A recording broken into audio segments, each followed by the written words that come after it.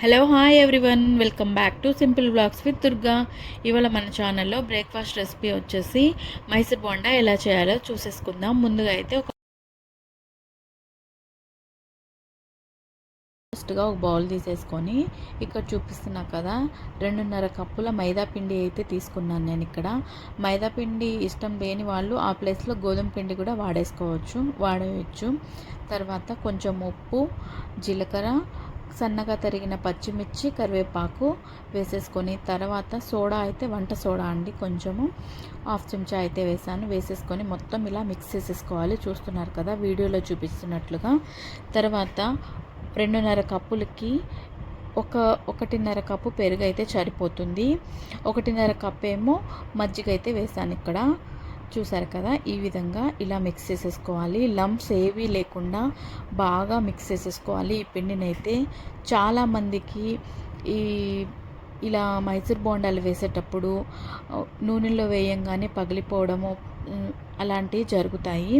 అలా జరగకుండా ఉండాలంటే ఇక్కడ ఈ పిండి మిక్స్ చేసే పద్ధతేనండి మెయిన్. అసలు ఇక్కడ చూస్తున్నారు కదా, ఈ విధంగా అయితే బాగా మిక్స్ చేయాలండి. దాంట్లో లంప్స్ లేకుండా అయితే బాగా మిక్స్ చేయాలి. నేను వీడియోలో చూపిస్తున్నట్లుగా అయితే చేయాలి. చూస్తున్నారు కదా, మన ఈ చెయ్యి ఉంటుంది కదా, అదే బాగా మిక్స్ చేయాలి. ఇలా నేను చూపిస్తున్నా చూడండి, ఆ విధంగా అయితే మిక్స్ చేసుకోవాలి. ఏవి లంప్స్ లేకుండా అయితే మిక్స్ చేయాలి వేస్తున్నప్పుడు.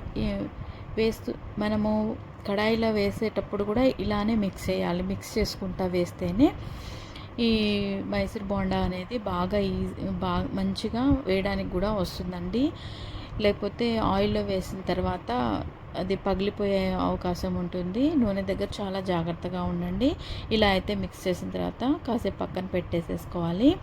తర్వాత ఆయిల్ హీట్ చేసేసుకొని చిన్న చిన్న పోర్షన్స్గా అయితే ఆయిల్లో ఇలా వేసేసుకోవాలి. ఫస్ట్ కొంచెం చిన్నది కొంచెము ఆయిల్లో వేసి చెక్ చేసేసుకోవాలి ఆయిల్ హీట్ అయిందా లేదా అని. తర్వాత కొంచెం కొంచెంగా వేసేసుకోవాలి. ఇలా మీకు ఇష్టమైన పద్ధతిలో మీరు వేసేసుకోండి. నేనైతే ఇక్కడ ఇట్లానే ఒక బోండాలు వేస్తాం కదా మైసూర్ బోండా, ఆ విధంగా అయితే వేసాను. స్ట్రీట్ స్టైల్లో వేసే విధంగా అయితే వేయలేదండి నేను. ఇక్కడ నాకు వచ్చే పద్ధతిలోనే నేను వేశాను. చాలా ఈజీగా అయితే అయిపోతుంది.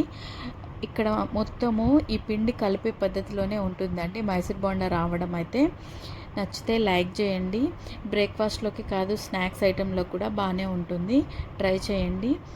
నచ్చితే మాత్రం లైక్ చేయడము, కామెంట్ చేయడం, సబ్స్క్రైబ్ చేయడం మాత్రం మర్చిపోవద్దు. Thank you for watching. ఇంకొన్ని వీడియోస్ కోసం అయితే నాకు కామెంట్ చేయండి. నచ్చితే మాత్రం కంపల్సరీగా లైక్ చేయండి. ఇంతేనండి, చాలా ఈజీగా మైసూర్ బోండా అయితే ఇలా తయారు చేసేసుకోవచ్చు. దీన్ని పల్లి చట్నీతో సూపర్ టేస్టీగా ఉంటుంది.